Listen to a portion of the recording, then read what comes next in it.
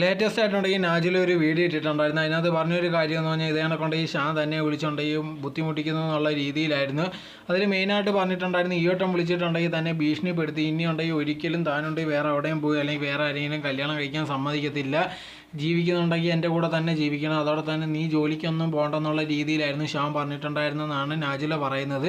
So അപ്പോൾ താൻ ചോദിച്ചു അങ്ങനെയാണെങ്കിൽ ഞാൻ എങ്ങനെയാണ് ജീവിക്കേണ്ടത്, താൻ പൈസ ഉണ്ടാക്കി തരുമെന്നുള്ള രീതിയിൽ ചോദിച്ചപ്പോൾ അതിനുണ്ടെങ്കിൽ ഷാൻ പറഞ്ഞ മറുപടി എന്ന് പറഞ്ഞാൽ ഇതാണൊക്കെ എൻ്റെ ഉമ്മ പറഞ്ഞിട്ടുണ്ട്, ഞാൻ നിനക്ക് നേരത്തെ ഒരുപാട് പൈസ തന്നിട്ടുള്ളതല്ലേ, പിന്നെ എന്തിനാ ഇപ്പം അതോടെ തന്നെ ഉണ്ട് ഇങ്ങനെ നീ ജോലിക്ക് പോകേണ്ട ആവശ്യമൊന്നും ഇല്ലെന്നുള്ള രീതിയിലാണ് പറഞ്ഞേക്കുന്നത്.